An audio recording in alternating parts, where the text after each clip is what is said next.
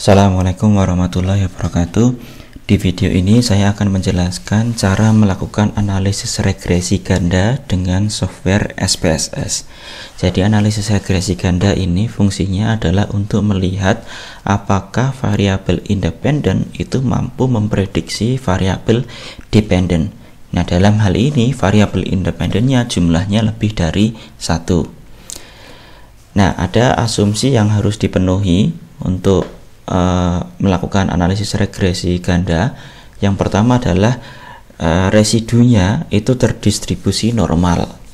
Kemudian yang kedua adalah linearitas. Nah, ini saya beri kurung karena memang ini bukan merupakan asumsi yang mutlak, yang memang beberapa literatur mengatakan tidak usah dicek linearitasnya. Tapi alangkah lebih baik kalau kita cek, karena regresi ini adalah regresi linear. Jadi kalau dari linearitasnya sendiri sudah tidak linear, maka model regresi akan sia-sia kita lakukan. Kemudian yang ketiga adalah multikolinearitas, yaitu hubungan antar dua variabel independen. Nah, yang diharapkan antar variabel independen ini hubungannya rendah. Kemudian yang keempat, homoskedastisitas, yaitu untuk melihat apakah varians residunya itu dipengaruhi oleh faktor-faktor lain.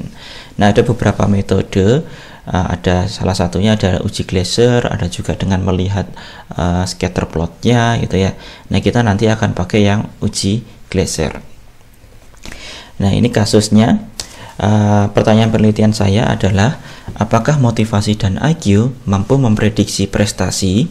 Kemudian analisis dilakukan dengan analisis regresi ganda. Variabel dependennya prestasi, variabel independennya motivasi dan IQ.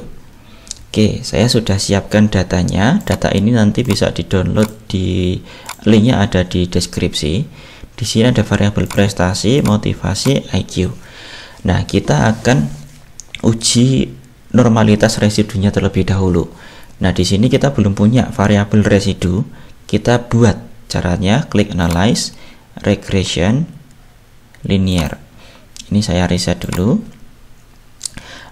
IQ dan motivasi masuk di independen, prestasi masuk di dependent. Kemudian saya pilih save, kita centang yang residual unstandardized. Kemudian continue, oke. Nah, kita tidak butuhkan outputnya. Yang kita butuhkan adalah variabel baru yang muncul di sini, yaitu res1. Ini adalah residunya.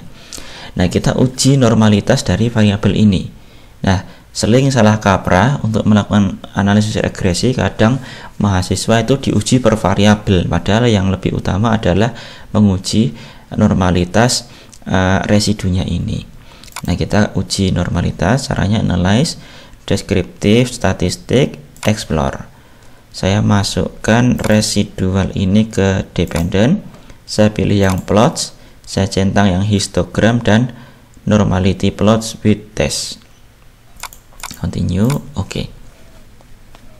Nah, kita lihat dari outputnya, Kolmogorov-Smirnovnya signifikansinya di atas 0,05, begitu juga Shapiro-Wilk. Jadi dari sini kelihatan bahwa data kita residunya terdistribusi normal. Oke, asumsi pertama selesai. Sekarang kita lihat linearitasnya. Linearitas itu menguji apakah tiap variabel independen itu hubungannya linear atau tidak dengan variabel dependent. Caranya klik analyze, compare means. Kita reset dulu. IQ dan motivasi di independent, prestasi di dependent. Nah, yang kita butuhkan adalah ini ya, jadi di option, kemudian centang yang test for linearity. Continue, oke. Nah, kita lihat di tabel ANOVA ini. Kita lihat deviation from linearity. Di sini deviation from linearity-nya lebih dari, signifikansinya lebih dari 0,05, artinya tidak signifikan. Berarti penyimpangan dari linearity-nya tidak signifikan. Berarti asumsi normalitasnya terpenuhi gitu. Jadi yang kita cari adalah yang signifikansinya deviation from linearity di atas 0,05. Nah, ini prestasi dan IQ. Prestasi dan IQ linear. Sekarang kita lihat yang prestasi dan motivasi, unnovatable. Nah, prestasi dan motivasi, deviation from linearity, dia juga tidak signifikan, berarti linear. Karena penyimpangannya tidak signifikan, berarti sebenarnya tidak menyimpang dari garis linear, gitu ya. Berarti linear. Oke, asumsi linearitas juga clear. Sekarang kita uji ini dulu aja, multikolinearitas. Nah, ada beberapa cara juga menguji multikolinearitas. Yang paling simpel ya kita korelasikan saja variabel IQ dan motivasi ini. Korelasi, analyze, correlate, bivariate. Kita masukkan IQ dan motivasi, kemudian oke. Nah, kita lihat di sini korelasinya 0,262 dan dia signifikan. Tapi kita nggak lihat signifikansinya, kita lihat nilai R-nya. Dua variabel itu dikatakan multikolinearitas kalau R-nya di atas 0,8. Nah, ini masih di bawah 0,8, jadi masih aman, tidak terjadi multikolinearitas. Nah, sekarang kita uji asumsi terakhir, yaitu homoskedastisitas. Nah, untuk menguji homoskedastisitas dengan uji Glaser, caranya kita meregresikan absolut residu ini dengan variabel independennya. Nah, kita sudah punya residunya, tapi kita belum mengubah ini menjadi bentuk absolut. Untuk mengubah menjadi bentuk absolut, klik transform, compute variable. Nah, ini misalkan target variabelnya saya kasih nama ABS underscore res, ini absolute residue. Nah, absolute residue kita tuliskan di sini ABS dalam kurung, ini residunya kita masukkan. Nah, sorry, saya ulangi ya, ABS dalam kurung ini saya masukkan ke kanan, tutup kurung, kemudian oke. Nah, kita juga tidak memerlukan outputnya, yang kita perlukan adalah variabel baru yang ada di sini. Ini adalah nilai absolut dari ini, jadi nggak ada minusnya. Nah, sekarang untuk uji Glaser kita lakukan analisis regresi, analyze, regression, linear. Nah, tapi dependennya kita ganti dengan residunya tadi. Nah, kemudian oke. Nah, kita lihat di sini, signifikansinya dia signifikan ya. Sebenarnya berarti terjadi homoskedastisitas, ada kecenderungan. Nah, kita bisa cek juga dengan melihat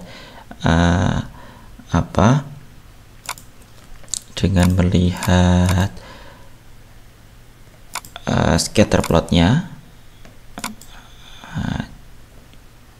Ada di plots. Nah, ini kita masukkan Z-nya adalah Z prediksi, yang di sini adalah S residu.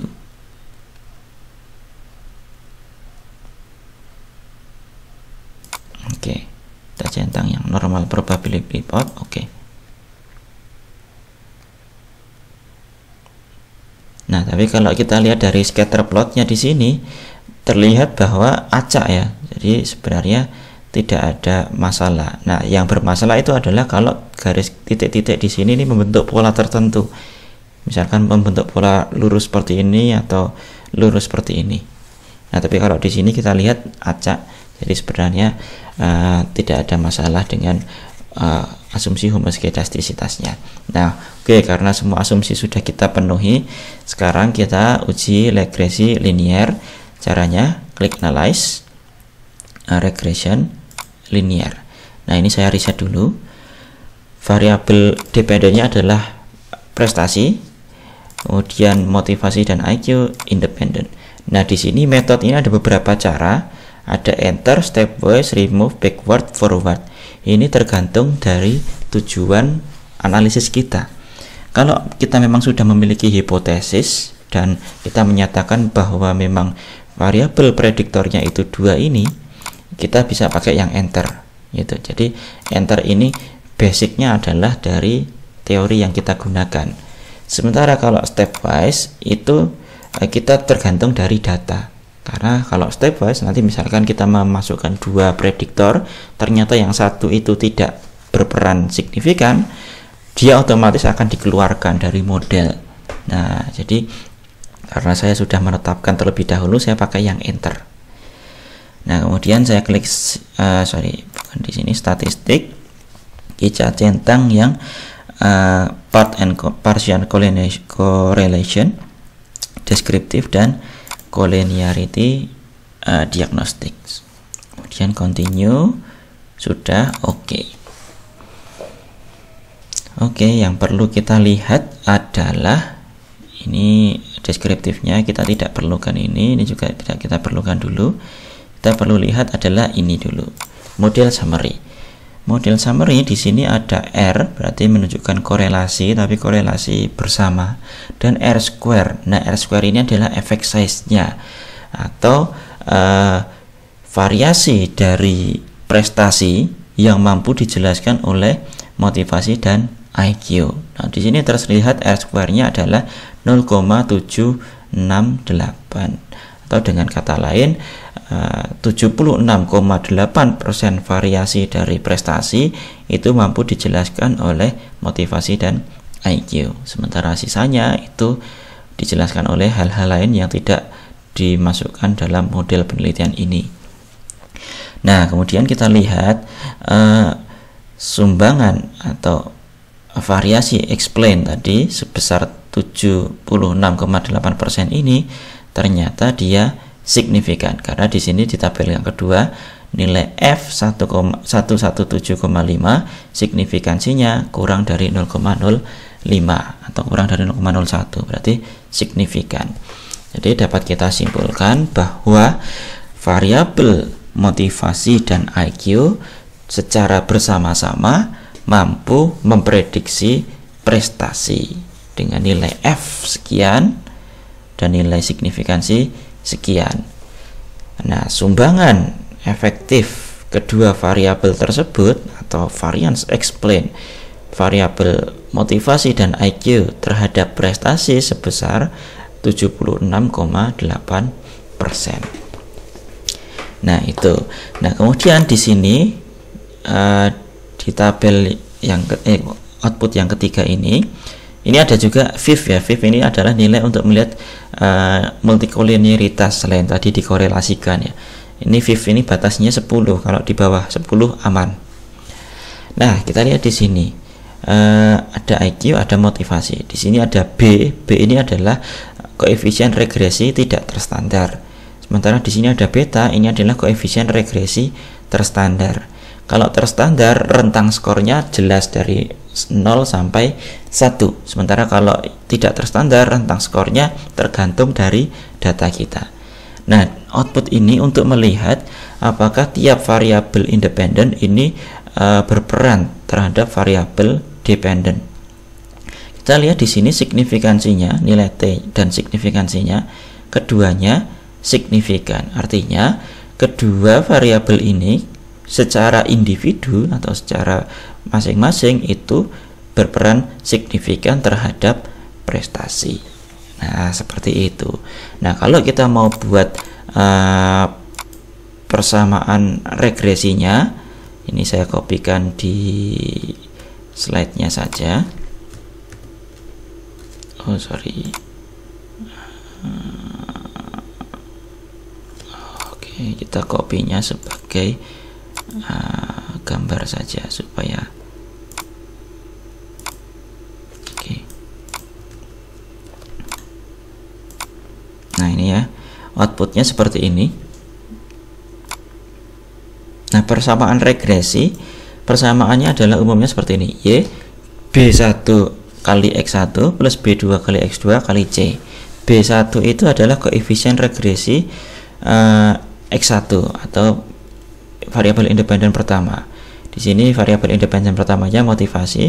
Jadi B1-nya saya ganti nilai B motivasi yaitu 0,324. Kemudian di sini 0,245. C adalah konstanta 41,5. Nah, ini adalah persamaan regresi atau persamaan garis prediksi gitu.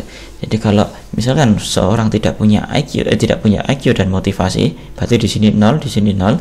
Seorang itu mempunyai prestasi sebesar ini.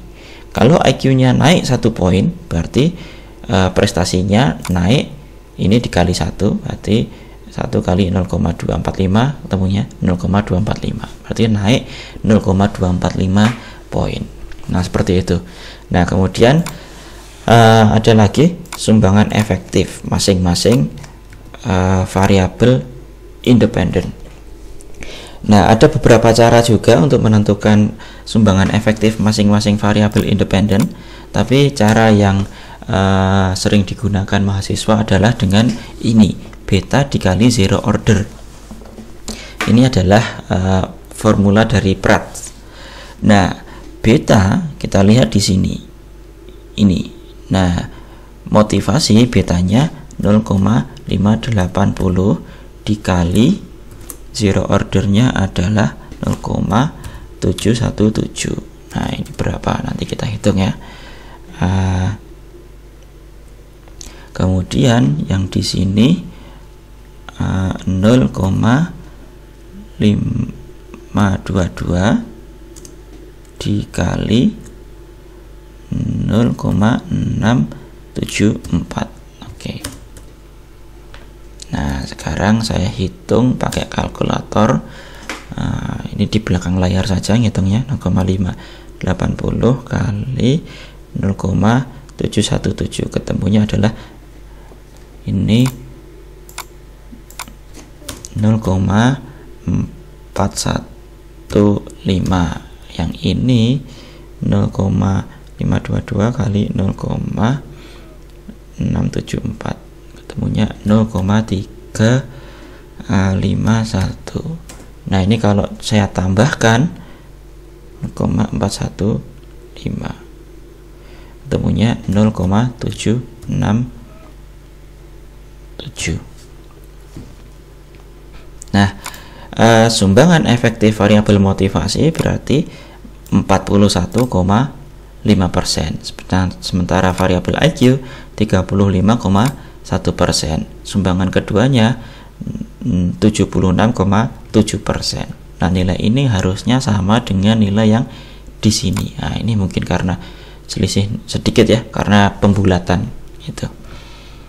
Nah, seperti itu cara melakukan analisis regresi berganda atau regresi yang lebih dari satu variabel independen. Semoga bisa dipahami. Assalamualaikum warahmatullahi wabarakatuh.